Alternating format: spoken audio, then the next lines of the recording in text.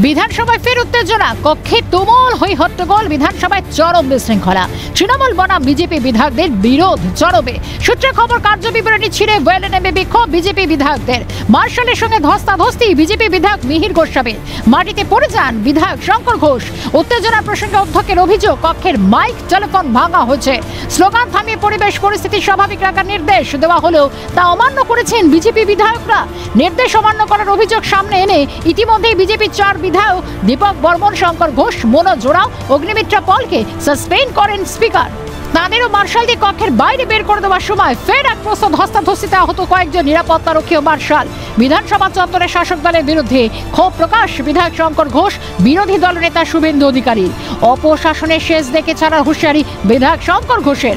বিক্ষোভের তদন্ত হওয়া প্রয়োজন জানালেন অধ্যক্ষ বিমান বন্দ্যোপাধ্যায়। বাংলার এই অপশাসন ক্ষমতার থেকে যদি মুক্তি না দিতে পারি তাহলে আমরাও বিজেপি করি না। কত অপরাধ করবে, কত দিন মারবে, আমাদের রক্ত শেষ হয়ে যাবে, কিন্তু ওদেরকে আমরা ছাড়বো না। এবং তখন বিরোধী দলের নেতা আমার টেবিলের সামনে এসে তিনিও চিৎকার করে বলতে থাকেন যে একজন চশমা ভেঙেছে ধাক্কাতে। আমি একটা এনকোয়ারি করে দেখবো। উনি বলেছেন আমাকে দুটো ইনকোয়ারি করে দেখতে হবে।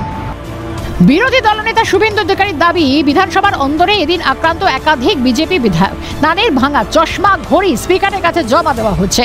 পাল্টা নিরাপত্তারক্ষীদের হয়ে সওয়াল করতে ছাড়েননি অরূপ বিশ্বাস। প্রশ্ন করেন, বিধানসভা কি কুস্তি রাখরা? বিজেপির বিক্ষোভকে অশালীন বলে কটাক্ষ মন্ত্রী শোভনদেব চট্টোপাধ্যায়। স্পিকার ঘোষণা করলেন যে মাইক ভেঙেছে যারা বিজেপির এমএলএ, তাদের বিরুদ্ধে আমি ব্যবস্থা নেব।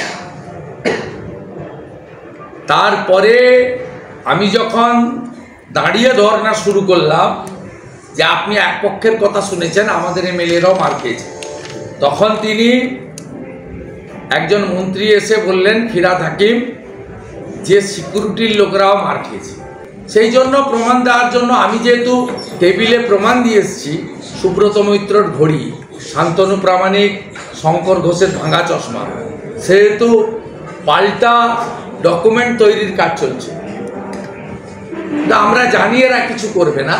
ওরা যেভাবে তেলে যাচ্ছিল, যেখানে আমাদের মেয়েরা বসে আছে তেলে যাচ্ছিল, হয়তো যদি আমাদের সিকিউরিটিরা না গিয়ে দাঁড়াতো, হয়তো আমার মনে হয় কোনো ব্যাপক মারামারি বেঁধে যেতে পারতো। অনেক সিকিউরিটি ইনজিওর্ড হয়েছে এবং মহিলাদের যেভাবে ধাক্কাধাক্কি করছিল, এটাও কিন্তু অশালীন খুব একটা চিত্র আমি দেখলাম। তবে পক্ষ কিংবা বিপক্ষ শিবিরের যাবতীয় অভিযোগ বিচার করে সিদ্ধান্ত নেওয়া প্রয়োজন বলেই মনে করছেন বিজেপি বিধায়ক অশোক লাহিড়ী। তার সাফ জবাব, বিধানসভার দরজা জানলা বন্ধ, লাইভ টেলিকাস্ট হয় না। আমি যা বলেছি সেটা তো অস্বীকার করতে পারবো না।